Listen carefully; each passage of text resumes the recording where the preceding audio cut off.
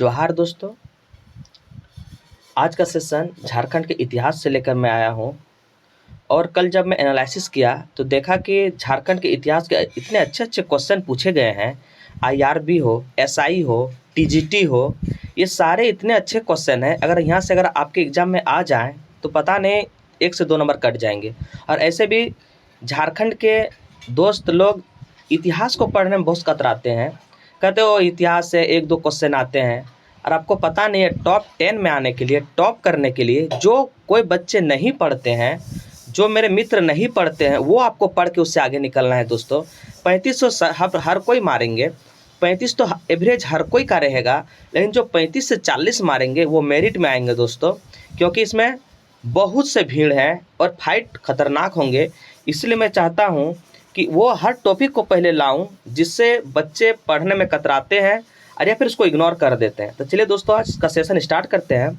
और आज का सेशन झारखंड के इतिहास से है। ये पार्ट 2 में होंगे, क्योंकि ये पार्ट 1 मैंने भूमिज विद्रोह तक कवर करने की कोशिश की है और संथाल विद्रोह से लेकर आपके जाके 1900 मतलब ये झारखंड जब तक नहीं हो जाएंगे, वहाँ तक आज़ादी अलग नहीं हो जाएंगे, वहाँ तक मैंने दूसरा पार्ट 2 में कवर करने की कोशिश करूँगा। तो ये आपका पार्ट 1 आज है। तो झारखंड का इतिहास देखेंगे आप। तो चलिए सेशन को स्टार्ट करते हैं।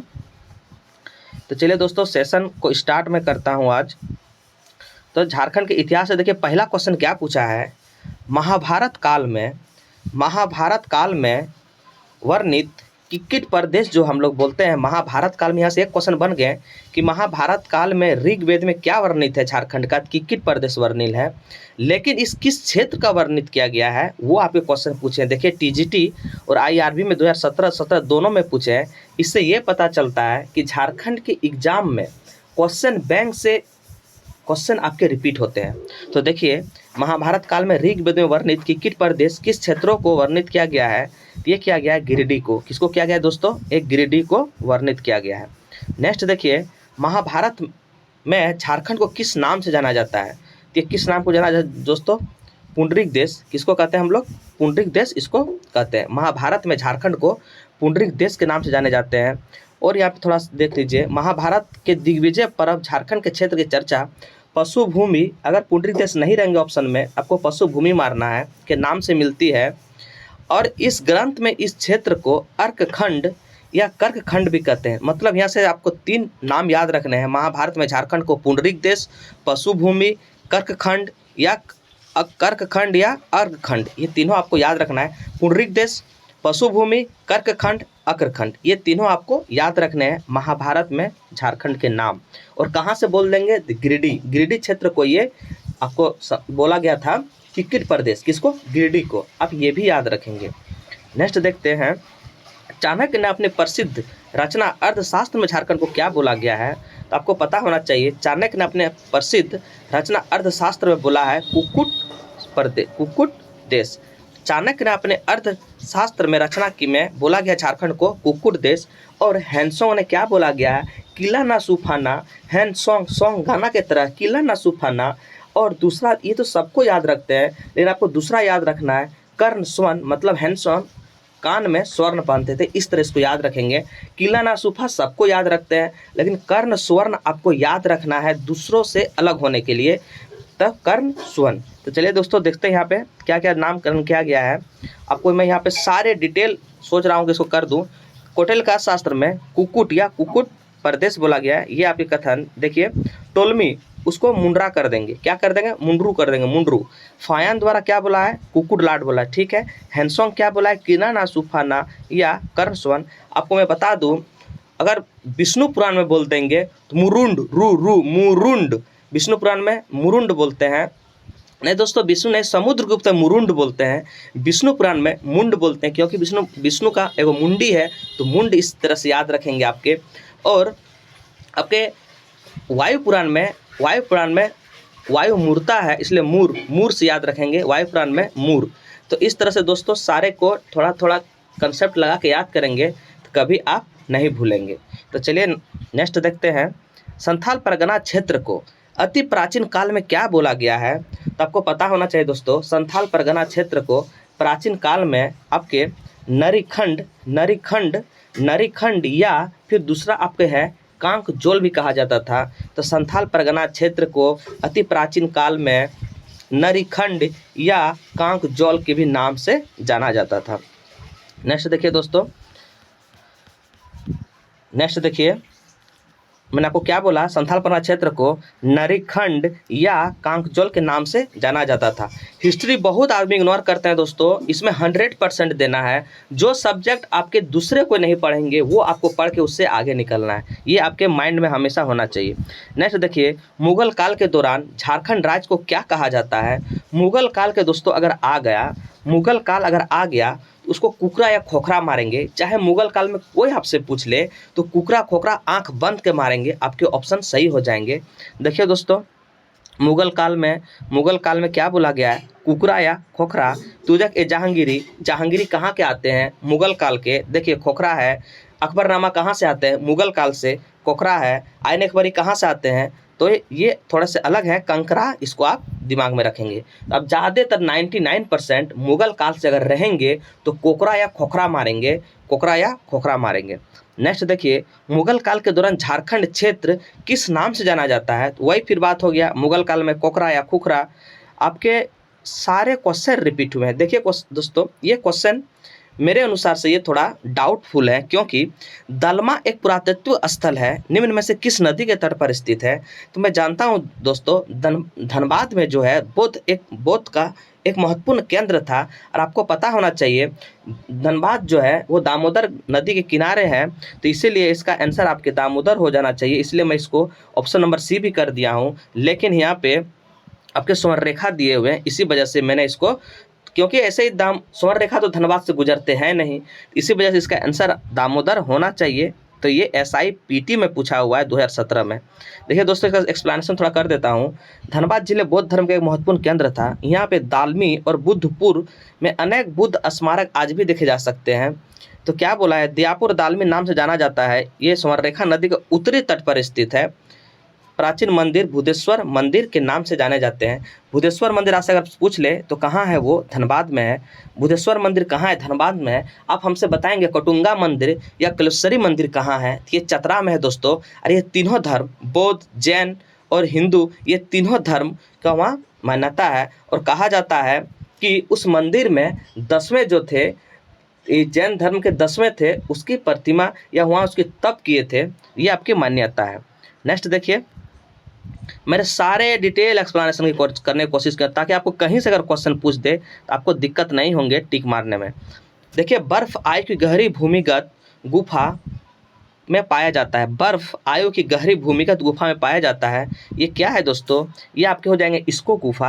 आपको पता होना चाहिए, इसको गुफा अगर आपसे पूछ ले कहाँ है तो हजारीबाग में इसको गुफा है। और मैं एक गुफा आपसे पूछ रहा हूँ, बरसों पानी गुफा कहाँ है, आप बताएंगे। बहुत फेमस है, बहुत एग्जाम में पूछे हैं। बरसों पानी गुफा अगर आपसे पूछ लेंगे तो वो भी हजारीबाग में है। खुला सूर्य मंदिर पूछ लेंगे तो वो भी हजारीबाग में है। तो इस तरह से आप याद रखेंगे कि बर्फ आयु की गहरी भूमिगत गुफा भी हजारीबाग में है। नेक्स्ट क्वेश्चन देखिए दोस्तों, शुरुआती पत्थर की उम्र से तांबा के बर्तन और उपकरण के पाए जाते हैं।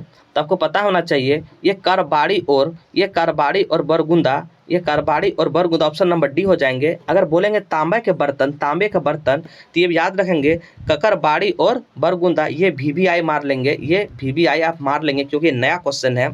शुरुआती पत्थर के उम्र में तांबा के बर्तन और उपकरण के प्रहन पाए जाते हैं, ये कारबाड़ी और बरमुंडा। नेक्स्ट देखिए दोस्तों, ये पाषाण काल में आरंभ होते हैं, दोस्तों। चलिए नेक्स्ट देखते हैं। असुरा साइट्स झारखंड में पाई जाने वाली राष्ट्र महत्व के स्मारक स्थलों में से इलाके में नहीं है। तो आपको पता होना चाहिए क्या नहीं है, इचाकगढ़ आपके नहीं है। ये IRB 2017 में पूछा गया क्वेश्चन। इचाकगढ़ दोस्तों ये नहीं है, इचाकगढ़ नहीं है। इसमें आपके वर्णन किए गए हैं, आपको इसमें देखना है, इसमें वर्णन किए गए हैं क्या क्या जिले के। तो इसमें जिले का वर्णन किया गया रांची, खूंटी, लोहरदगा, हजारीबाग, चाईबासा। कौन कौन दोस्तों, रांची, खूंटी, लोहरदगा, हजारीबाग, चाईबासा। आपसे ये याद रखेंगे। और जो ये है दोस्तों, खूंटी तमाड़ रोड पर तंजना नदी पर अवस्थित है। आपको याद होना चाहिए, ये तंजना नदी पर अवस्थित है। चलिए दोस्तों, इसने सबसे पहले ये भी याद रखेंगे 1915 में SC रॉय ने की थी। नेक्स्ट देखिए, हजारीबाग के उत्तरी ओर, आप जानते हैं कि हजारीबाग के उत्तर में क्या है, तो झारखंड में कौन सा स्थान बौद्ध धर्म विरासत अवशेष दबा हुआ है, तो आपको पता होना चाहिए इटखोरी। और इटखोरी आपको आप कमेंट करके बताएंगे कि इटखोरी जो है वो किस जिले में पड़ते हैं। आप ये कमेंट करके बताएंगे कि इटखोरी जो है किस जिले में आपके पड़ते हैं। चलिए दोस्तों नेक्स्ट क्वेश्चन देखते हैं। नेक्स्ट देखिए दोस्तों, मैं आपको बता दूं इटखोरी चतरा जिले, आप हजारीबाग के उत्तर में देखेंगे तो ये आपके चतरा जिले में इटखोरी है।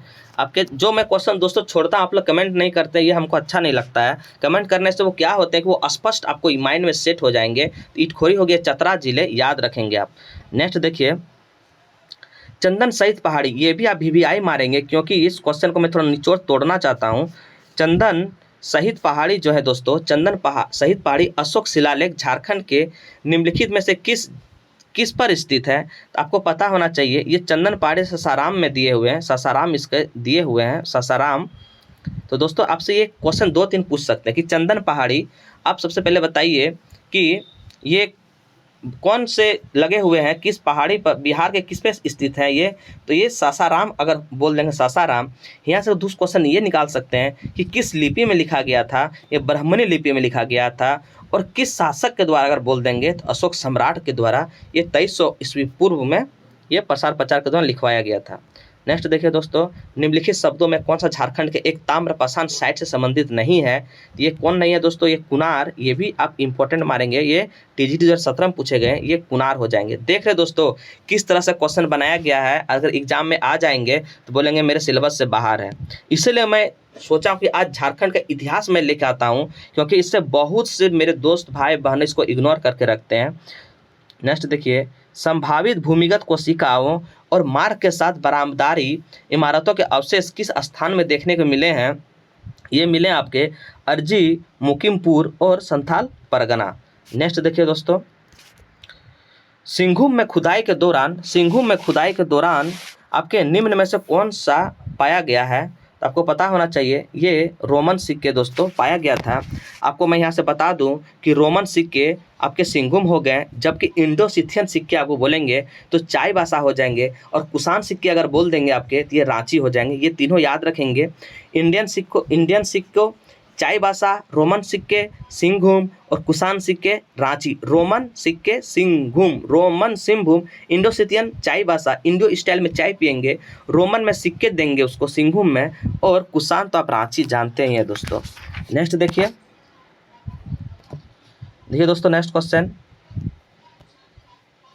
एक सेकंड दोस्तों मैं जूम कर लेता हूं। देखिए आ गया दोस्तों ये क्वेश्चन कि कुषाण सम्राट कनिष्क के सिक्के झारखंड के कहां से प्राप्त हुए हैं, तो मैं आपको बता दूंगा कि कुषाण सिक्के ये रांची में ये आंसर हो जाएंगे। नेक्स्ट देखिए, इसको गुफा फिर आ गए, देखिए कितने बार क्वेश्चन रिपीट होते हैं। इसको गुफा पूछ लिए, इस पर 100% वर्षों वाला गुफा आपसे पूछेंगे हजारीबाग में। इसको गुफा हो गए कहाँ पे, हजारीबाग में दोस्तों।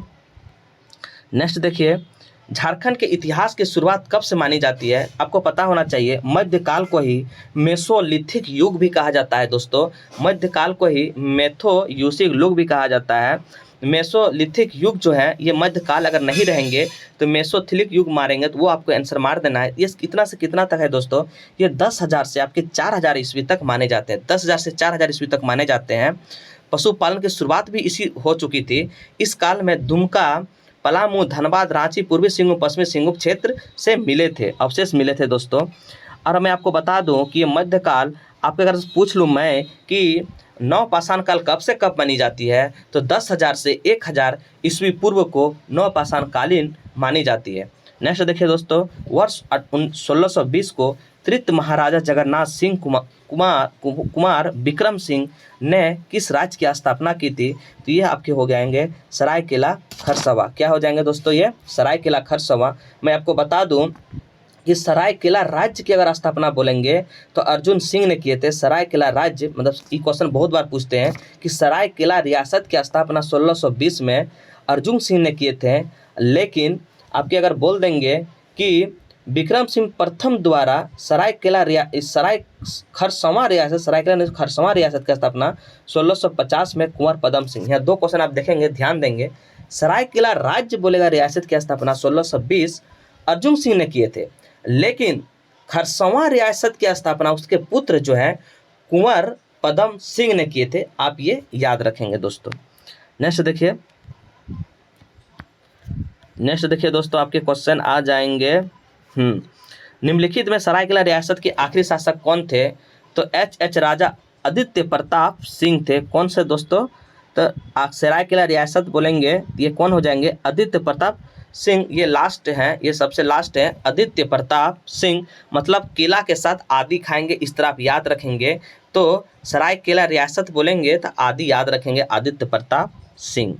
नेक्स्ट देखिए, सरायकेला रियासत जो है अंतिम शासक एच राजा आदित्य प्रताप सिंह, उन्होंने 18 मई 1948 को भारत के विलय समझौता पर शासन किए थे। नेक्स्ट देखिए, प्रथम नागवंशी राजा कौन थे? आपको पता होना चाहिए दोस्तों, प्रथम नागवंशी राजा फनी मुकुट राय थे। कौन थे दोस्तों? फनी मुकुट राय थे। इसे आदि पुरुष भी कहा जाता है दोस्तों, इसे आदि पुरुष भी कहा जाता है। ये अपनी राजधानी जो है सुताम्बे बनाया था। इन्होंने एक सूर्य मंदिर का भी निर्माण करवाया था दोस्तों, आप ये भी याद रखेंगे। नेक्स्ट देखते हैं, नागवंशी राजा ने सर्वप्रथम नवरत्न नामक पंच मंजिला भवन का निर्माण कहाँ करवाया था? ये दोयसा में करवाया था दोस्तों, ये दोयसा में करवाया था। ये दुर्जन साल ने नवरत्नगढ़ किला का निर्माण दोयसा में करवाया था। जो नवरत्नगढ़ आपसे पूछ ले दोयसा कहाँ है, ये गुमला में है दोस्तों। इसमें अगर आप पूछ ले प्रत्येक तल्ले में कितने कमरे हैं, तो प्रत्येक तल्ले में 9 कमरे हैं दोस्तों, आप याद रखेंगे, ये आप याद रखेंगे। नेक्स्ट देखते हैं, नागवंशी परिवार का मुख्यालय दोयसा हस्तांतरण हुआ था, क्यों हुआ था दोस्तों?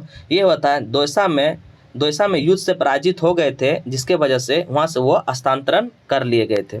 नेक्स्ट देखिए दोस्तों, अब आपको बताना है कि उस शासक का नाम बताइए, उस शासक का नाम बताइए जिसने नागवंशी राज्य की राजधानी सुताम्बे से चुटिया हस्तांतरण की थी। तो आपको पता होना चाहिए, ये तो बहुत थोड़ा हल्का गलत टाइप का है। बोलेंगे कि नागवंशी राज्य की राजधानी सुताम्बे से चुटिया, तो सुताम्बे से चुटिया क्या था? चुतिया था प्रताप राय। इसे याद रखेंगे, चुतिया कौन था? प्रताप राय। तो सुताम्बे से चुटिया बोलेंगे तो प्रताप राय। तो देखिए दोस्तों, इसमें कौन कौन राजधानी किसके थे, अब यहाँ पे थोड़ा देख लीजिए। फनीफुकुट राय अगर आपसे बोलेंगे तो ये सोताम्बी किए थे। फनीफुकुट राय मैं अभी तुरंत बताया, ये सोताम्बी हो गए। प्रताप क्या था? चुतिया था, इसे आप चुटिया याद रखेंगे। भीमकर्ण क्या था? खोखरा था, खुकुर खुकुर करते रहता था, कर्ण खुकुर, भीमकर्ण खुकुर था। दुर्जन साल, 2 से दुर्जन और 2 से दोयसा, 2 से दुर्जन 2 से दोयसा, अब इसे याद रखेंगे। एनिसा बहुत शतरंज खेलती है, इसीलिए शतरंजी। एनिसा शतरंज खेलती है इसलिए शतरंजी। इसे याद करने का ट्रिक है दोस्तों, एग्जाम में आप नहीं भूलेंगे। आपके यदुनाथ शाह, यदुनाथ को हम पालेंगे इसलिए पालकोट। यदुनाथ शाह बोलेंगे तो यदुनाथ को हम पालेंगे इसलिए पालकोट। जगन्नाथ सहदेव बोलेंगे तो पालकोट भौरो। जगन्नाथ सहदेव को पालेंगे लेकिन कहाँ पे? भौरों में, यानी पालकोट भौरों में। और उदयनाथ सहदेव को बोलेंगे तो रातूगढ़। रात को रोते रहता है उदयनाथ, रात को रोते रहता है उदयनाथ, रातूगढ़ आप याद रखेंगे। एक बार अगेन दोस्तों, फनीफुकुट राय सोताम्बी, प्रताप चुतिया था इसलिए चुटिया, भीमकर्ण खुकुर खुकुर करते रहता खुखरा, दुर्जन साल 2 से दुर्जन 2 से दोयसा, एनिसा शतरंज खेलती है शतरंजी, यदुनाथ शाह पालकोट, यदुनाथ को पालेंगे तो हो जाएंगे पालकोट। जगन्नाथ साथ को पालेंगे कहाँ पर? भौरों में पालेंगे तो भौरो।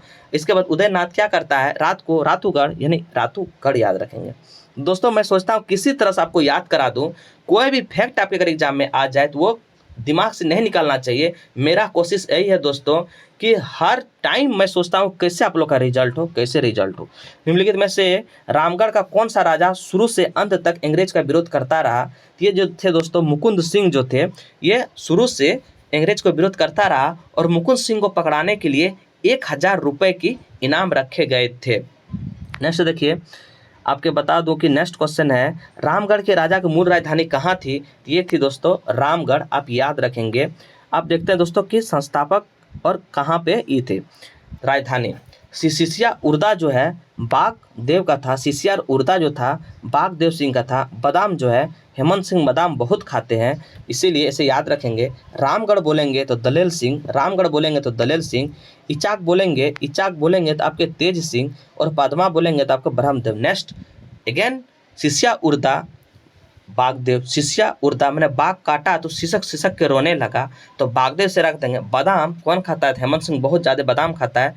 रामगढ़ का कौन? दलेल, वो दलाल है रामगढ़ का। दलाल कौन है? इसलिए याद रखेंगे रामगढ़ का दलाल यानी दलेल सिंह।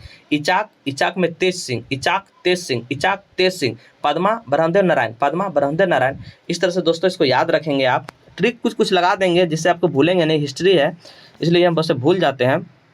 नेक्स्ट देखिए क्या बोला गया है, झारखंड किस स्थान को प्राचीनतम हरित कीवाना कहा जाते हैं। बहुत इंपॉर्टेंट क्वेश्चन ये दोस्तों, हरित कीवाना किसको कहा जाते हैं, क्योंकि अभी तक कोई बुक में इसको पढ़ने को नहीं मिला था दोस्तों, मैं भी पहली बार पढ़ रहा हूँ।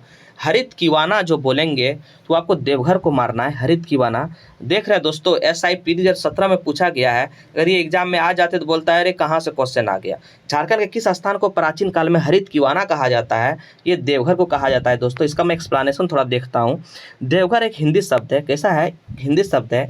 देवघर का शाब्दिक अर्थ होता है भगवानों और देवी का निवास। देवघर को वेदनाथ धाम भी कहा जाता है या बाबा धाम भी कहा जाता है। देवघर के संस्कृति ग्रंथों में हरित कीवाना और केत कीवाना दोनों याद रखेंगे, हरित कीवाना और केत कीवाना, हरित कीवाना और केत कीवाना के रूप में जाने जाते हैं। इसमें 12 ज्योतिर्लिंगों में से एक मनोकामना लिंग भी है और ये वेदनाथ मंदिर 1596 में गिद्धौर के राजा पूरनमल, गिद्धौर के 10वें राजा थे ये, पूरनमल द्वारा करवाया गया था। और इसमें कहा जाता है कि अंतिम संस्कार के लिए भी ये मंदिर काफ़ी ये है, 12 ज्योतिर्लिंग और 51 शक्तिपीठ में भी ये है। अगर आपसे पूछ ले कि दोनों कहाँ मिलते हैं तो 12 ज्योतिर्लिंग दोनों ये मिलते हैं आपके देवघर में ही। ये हो गया वेदनाथ, ये हो गया वेदनाथ धाम। और एक होते हैं दोस्तों जो दुमका में है, आप बताएंगे वो कौन सा धाम है। दुमका में वो भी बहुत फेमस है दोस्तों, आप उसको बताएंगे। ये दोनों कन्फ्यूज़न करते हैं एग्जाम में। चलिए दोस्तों नेक्स्ट क्वेश्चन देखिए, प्राचीन काल में किसे राजा कोटोंग देव द्वारा शासित केसलपुर परगना के नाम से जाना जाता था, ये आपको पता होना चाहिए। सिमडेगा, सिमडेगा में ये होता था, सिमडेगा में। अब बताएंगे गांधी मेला कहाँ लगता है दोस्तों, तो सिमडेगा। इसको कैसे याद रखेंगे, कभी नहीं भूलेंगे। गांधी मैदान में सिम फ्री मिलता है, तो गांधी आप सिमडेगा बोलेंगे तो आपके ये आंसर हो जाएंगे। चलिए दोस्तों नेक्स्ट क्वेश्चन देखिए, नेक्स्ट देखिए जैन धर्म से देखते हैं। जैनियों के 23वें तीर्थंकर पार्श्वनाथ ने किस जिले के शिखर की मोक्ष प्राप्ति की थी, आपको पता होना चाहिए दोस्तों। ये गिरिडीह हो जाएंगे और गिरिडीह की ऊंचाई पहाड़ी की 1365 4478 फीट में हो जाएंगे। ये पहाड़ी का निर्माण पायरोक्सी चट्टान से हुआ है दोस्तों। इसे जैनियों का मक्का कहा जाता है। क्या कहा जाता है, जैनियों का मक्का। जो 23 जो है ना उसमें 20 निवारण प्राप्त वहीं से हुए थे। आप ये सब जानते भी हैं और याद में रखेंगे इसके शिखर से। और एक क्वेश्चन, झारखंड और बिहार के सबसे अगर ऊंची चोटी भी पूछ ले आपसे तो आपके क्या हो जाएंगे, पारसनाथ की पहाड़ी। क्या हो जाएंगे, पारसनाथ की पहाड़ी। चलिए दोस्तों नेक्स्ट क्वेश्चन देखते हैं। जैन धर्म में भगवान महावीर के लोरे ए यादगा की यात्रा संदर्भ में है। मुंडारे में किस, इसका अर्थ क्या होते हैं, इसका अर्थ होते हैं आंसुओं की नदी। क्या होते हैं दोस्तों, आंसुओं की नदी। नेक्स्ट देखिए, जैन धर्म के किस तीर्थंकर ने पार्श्वनाथ में महासमाधि ली थी, आपको पता होना चाहिए। 20वें और 23वें। आप बोलेंगे सर 20वें कैसे हो गए, तो वह 20वें थे।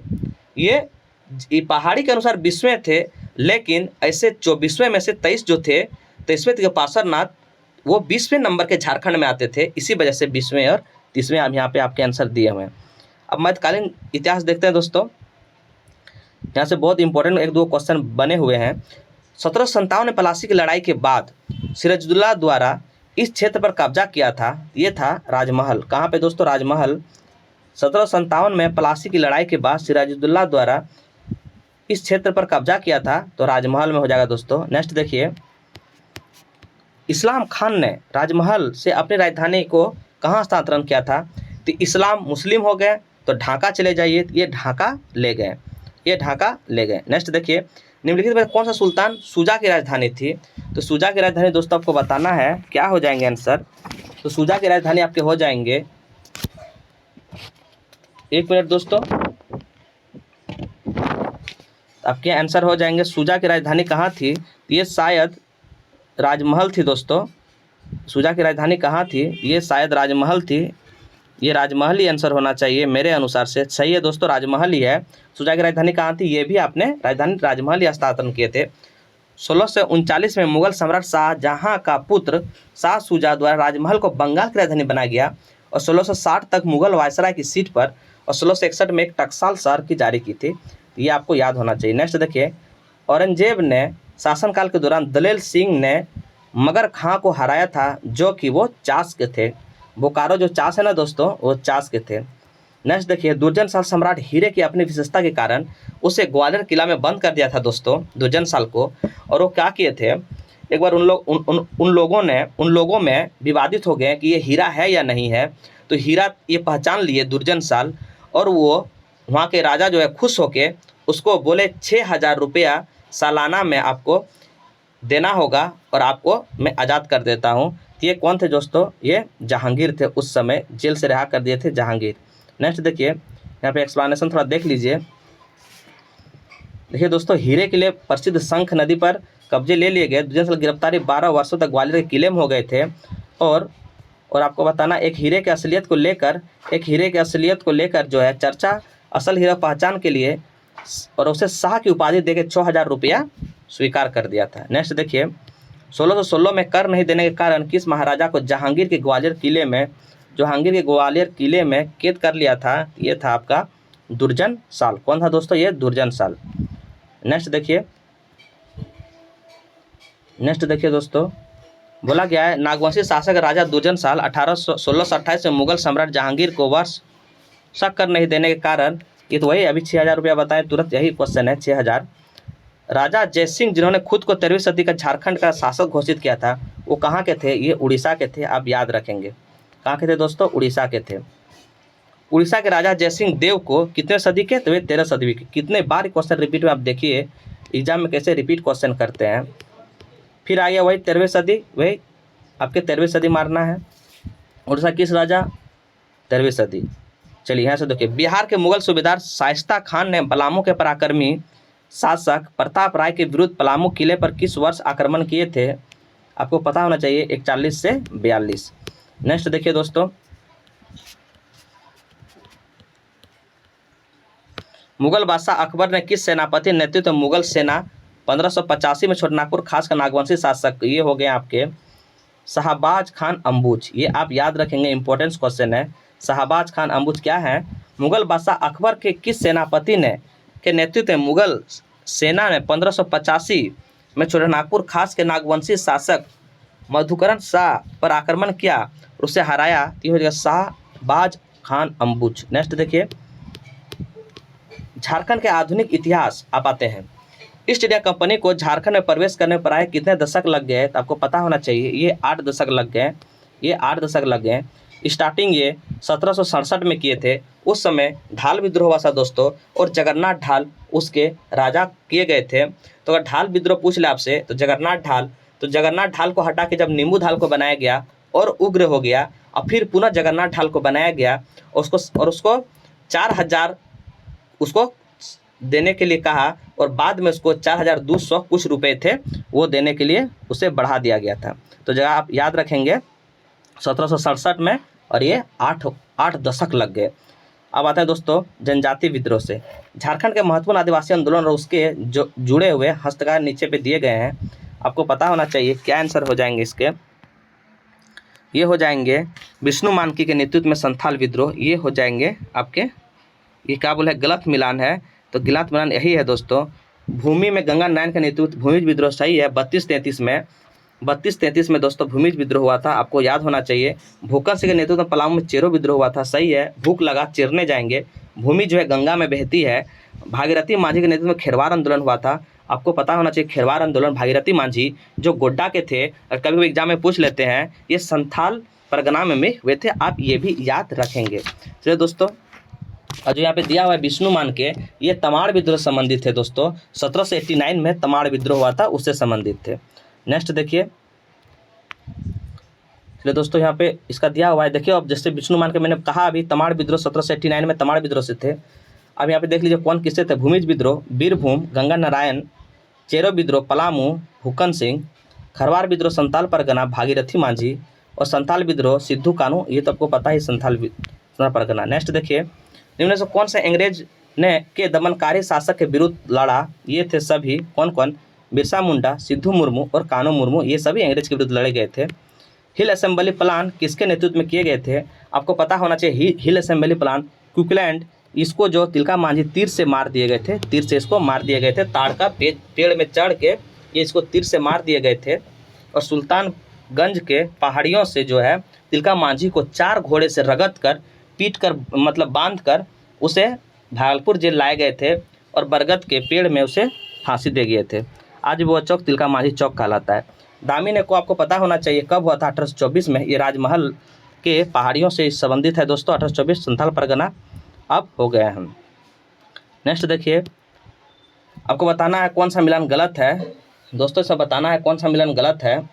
तो 22-23 में मानभूम का भीमोज विद्रोह नहीं हुआ था दोस्तों, यही गलत है आपके। ये हुए थे आपके, ये भूमिज विद्रोह हुआ था 31-32 में दोस्तों, 31-32 में भूमिज विद्रोह। खरवार विद्रोह 73-74, ये सही है। भूमिज विद्रोह हुआ था 32-33, ये भी सही है। और सिद्धू कानू 55 से 60, ये भी सही है। इन 22-23 जो है वो आपके भूमिज विद्रोह नहीं हुए थे। नेक्स्ट देखिए, दोस्तों, इनमें से कौन सा विद्रोह 1857 के झारखंड में फूटा था, तो आपको पता होना चाहिए झारखंड 57 में कोई विद्रोह नहीं फूटा था दोस्तों, इनमें से कोई नहीं। जेपीएससी असिस्टेंट 2015 में पूछा गया। कितना क्वेश्चन को घुमाया है देखिए। संथाल विद्रोह कब हुआ था, 55 से 56 संथाल विद्रोह। बिरसा विद्रोह कब हुआ था, 95 से 900 बिरसा विद्रोह। और तिलका विद्रोह कब हुआ था, 84 से 85 तिलका विद्रोह। नेक्स्ट देखिए, जनजातीय आंदोलन का मुख्य कारण क्या था दोस्तों, दमन किए लोगों का शोषण, दमन किए लोगों का शोषण दोस्तों। नेक्स्ट क्वेश्चन देखते हैं, छोटानागपुर की आदिवासी क्रांति कब हुई थी, ये 58 से 59 जो है छोटानागपुर की आदिवासी क्रांति इसमें हुई गई थी। अब आते हैं दोस्तों नेक्स्ट अगले टॉपिक में।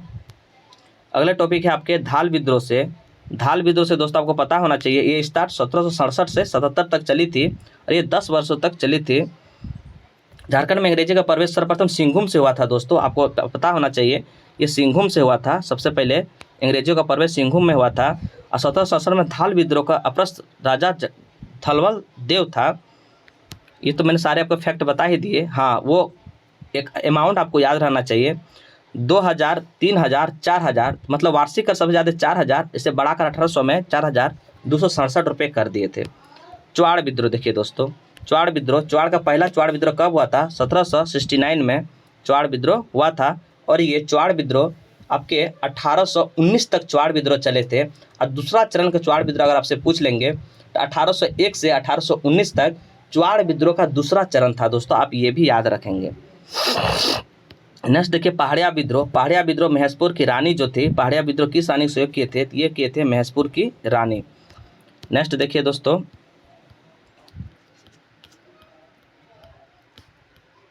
तमाड़ विद्रोह। तमाड़ विद्रोह देखिए दोस्तों, ये तमाड़ अंग्रेजी के विरुद्ध सबसे लंबा, खूनी और बृहत्तम अगर बोल देंगे तो तमाड़ विद्रोह हुआ था दोस्तों। ये क्वेश्चन बहुत भी आई है, क्योंकि सबसे लंबा, सबसे खूनी अगर विद्रोह बोलता है आप वो तमाड़ विद्रोह मारेंगे, क्योंकि सबसे लंबा और सबसे खूनी है दोस्तों।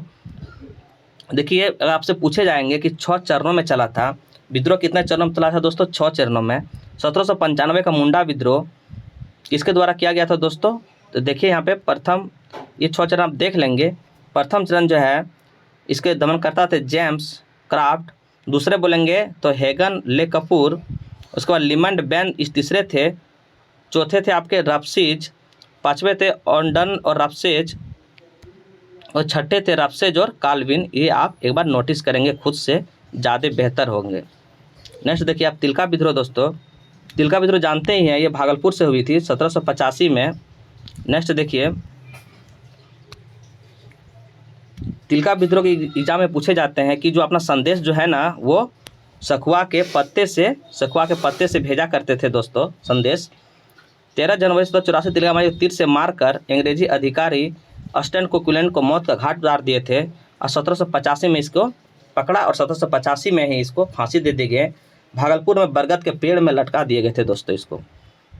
किसके नेतृत्व में 1780 से 85 द्वारा संचालित जनजातीय विद्रोह ने भागलपुर, तो वही हो गया तिलका मांझी। यहाँ सारे क्वेश्चन तिलका मांझी से ही होंगे, फॉरेस्ट गार्ड ये पूछे हैं बस। तिलका मांझी आदिवासी विद्रोह का नेतृत्व तिलका मांझी, सारे तिलके मांझी से हैं। आपके स्टेटमेंट और कथन बताने हैं दोस्तों, इसमें अच्छा क्वेश्चन है ये। अंग्रेजी के विरुद्ध के लिए तिलका मांझी प्रथम संथाल विद्रोह थे, तो ये आपके सही हो जाएंगे, ये आपके सही हो जाएंगे दोस्तों। उनके खिलाफ विरोध करते हुए ब्रिटिश को गोली से नहीं तीर से मार दिए थे। और तीसरा देखिए, तत्कालीन शहीद मृत्यु मनाने के लिए बाबा चौक कहलाते हैं। ये भी आपके कथन सही है और ये 2 आपके गलत है। नेक्स्ट देखिए दोस्तों, तिलका मांझी को अंग्रेज वर्ष किस वर्ष पकड़ा गया था? आपको मैं बताया 1785 में पकड़ाया और 1785 में इसको फांसी भी दे दिया गया था। ये सुल्तानगंज के पहाड़ी से पकड़ाया था और ये गुरिल्ला युद्ध भी करने में विख्यात थे। नेक्स्ट देखिए दोस्तों, ब्रिटिश द्वारा तिलका मांझी को फांसी, वही क्वेश्चन सारे रिपीट हुए हैं। 1785 दोस्तों, 1785। नेक्स्ट देखिए, वर्ष 1785 में किस क्रांति नेता को फांसी पर लटका दिया गया था? ये हो जाएंगे तिलका मांझी। नेक्स्ट देखिए, तिलका मांझी किस वर्ष फांसी में लटका गया था? 1785 दोस्तों। 1789 में अंग्रेजों के खिलाफ हथियार उठाने वाला पहला संथाल नेता कौन थे? तो आपको पता होना चाहिए कौन थे दोस्तों, ये तिलका मांझी ही थे, तिलका मांझी थे। ये आपके 9 के में स्टार लगा हुआ है दोस्तों, ये देखेंगे आप 9 के स्टार क्वेश्चन है। तिलका मांझी जन्म 11 फरवरी 1950 सुल्तानगंज तिलकापुर गांव से हुए थे। 1 मिनट, क्या बोला गया क्वेश्चन? 1789 में अंग्रेजी के खिलाफ हथियार उठाने वाला पहला अंग्रेजी नेता कौन थे? तो कौन थे दोस्तों ये? क्योंकि या स्टार क्योंकि तिलका मांझी 1785 में मर गया है दोस्तों। सिद्धू कानू तो होगा नहीं, दुखन मानकी भी होगा नहीं, भारत मांझी 74 में थे। इसकी वजह से ऑप्शन ही गलत है दोस्तों, ऑप्शन कोई नहीं है इसमें, इसीलिए सारे ऑप्शन इस रिलेटेड से नहीं है दोस्तों। नेक्स्ट देखिए, 1771 में संथाल जनजाति में किसके जमींदार और ब्रिटिश सरकार के विरुद्ध प्रथम विद्रोह नेतृत्व किए थे? वो किए थे तिलका मांझी। किसके विरुद्ध? आपके जमींदार और ब्रिटिश सरकार के विरुद्ध तिलका मांझी दोस्तों। नेक्स्ट क्वेश्चन देखिए, तिलका मांझी पर ही है, सारे तिलका मांझी पर है दोस्तों। प्रथम जनजातीय नेता जिसने अंग्रेजों के विरुद्ध, तिलका मांझी। देख रहे दोस्तों, तिलका मांझी से कितने सारे क्वेश्चन पूछे, ये बहुत इंपॉर्टेंट फैक्ट हो जाते हैं। तिलका मांझी ने किसके विरुद्ध? वही फिर जमींदार और ब्रिटिश के विरुद्ध। चलिए नेक्स्ट क्वेश्चन देखते हैं, हो विद्रोह। अब आते हैं दोस्तों, हो विद्रोह जो है वो रेरो नदी के किनारे हुआ था। और हो विद्रोह बोलेंगे, यहाँ से 2 क्वेश्चन आप दिमाग में रखेंगे। हो विद्रोह 2021 में हुआ था। हो विद्रोह कौन नदी? रेरो नदी के किनारे। नेक्स्ट देखिए, यहाँ पे कैप्टन विकल्सन के नेतृत्व में यह विद्रोह को दबा दिया गया था। किसके द्वारा? कैप्टन विकल्सन। और 1820 में रेजर रफसेज तथा 1837 में कैप्टन विकल्सन द्वारा इसको कर दिया था। नेक्स्ट देखिए,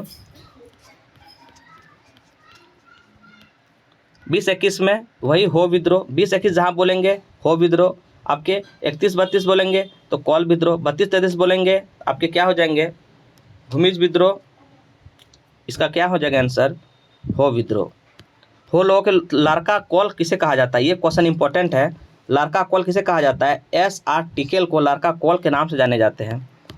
कौल विद्रोह, आइए दोस्तों, कौल विद्रोह कॉल कर दीजिए 31 में, 31 नंबर में कॉल कर दीजिए। इस तरह याद रखेंगे आप। हो और मुंडा दोनों ने कौल विद्रोह में मुंडा लोग बहुत सहायता किए थे, तो हो और मुंडा दोनों मिल के किए थे। तो बोल देंगे अंग्रेजी के विरुद्ध कौल विद्रोह कब तो हो जाएंगे हो और मुंडा। छोटानागपुर में कौल विद्रोह अंग्रेज शासक एवं जमींदारों को परेशान किया था। कौल विद्रोह मुंडा जनजाति के विरोध था, जिसमें हो जाति लोगों ने खुलकर साथ दिया था। इसमें कौन कौन से दोस्तों? सिंधराय मानके, विंद्राय मानके और सुगा। सबसे हाईलाइटेड नाम है बुधू भगत, आप याद रखेंगे।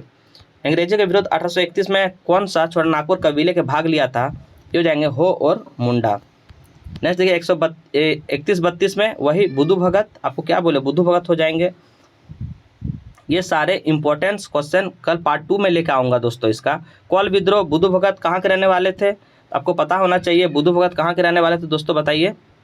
ये रांची जिले के चान्हो प्रखंड कोयल नदी के तट पर स्थित सिलगाई नामक गांव में, यानी सिलगाई मैंने सिल्ली कभी कभी देते हैं दोस्तों, तो इसलिए सिलगाई गांव का परिवार थे ये। ब्रिटिश के विरुद्ध उरांव विद्रोह का नेतृत्व किसने किया था दोस्तों? ये बुधू भगत थे, ये उरांव से बुधू भगत। नेक्स्ट देखिए, किस विद्रोह के परिणाम 1833 में एक नए प्रांतीय दक्षिण पश्चिम सीमांत एजेंसी का गठन हुआ? ये आपके हो जाएंगे कौल विद्रोह दोस्तों। कौल विद्रोह से भूमिज विद्रोह। अब आइए 31-32 में वही भूमिज विद्रोह।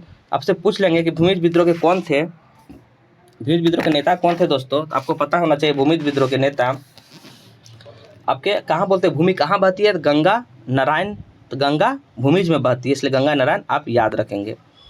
चलिए दोस्तों नेक्स्ट क्वेश्चन देखिए। नेक्स्ट क्वेश्चन, गंगा नारायण का नेतृत्व भूमिज विद्रोह किस स्थान पर हुआ था? तो ये बीरभूम हुआ था। एट प्रेजेंट टाइम में धनबाद कहते हैं बीरभूम को, धनबाद। भूमिज विद्रोह का नेतृत्व कौन किया था? वही गंगा नारायण। ये सारे रिपीट क्वेश्चन हुए दोस्तों, ये हो जाएंगे गंगा नारायण। नेक्स्ट देखिए 1798 में बीरभूम बांकुरू में हुआ था, इसका कौन थे? ये हो जाएंगे भूमिज विद्रोह। इसके पार्ट 2 दोस्तों मैं लेकर आऊँगा, तो बहुत बहुत धन्यवाद। मैं इसका कल पार्ट 2 लेकर आऊँगा इसी टाइम। और आप लोग को इतना प्यार देने के लिए तहे दिल से धन्यवाद दोस्तों। और आप लोग को सारे फैक्ट मैं क्लियर करने की कोशिश करूँगा। इस बुक का टारगेट है 20 दिन। आप 20 दिन इस ख़त्म कर देंगे और एक बार रिवीजन कर देंगे दोस्तों मैराथन ला के। और इसका सारे PDF जो है टेलीग्राम में मैं डाल दूंगा। मेरा टेलीग्राम चैनल है पंडित GS एकेडमी, आप डाउनलोड करेंगे और वहाँ से जाके सारे PDF आप प्राप्त करेंगे दोस्तों। तो जोहार दोस्तों, जय हिंद।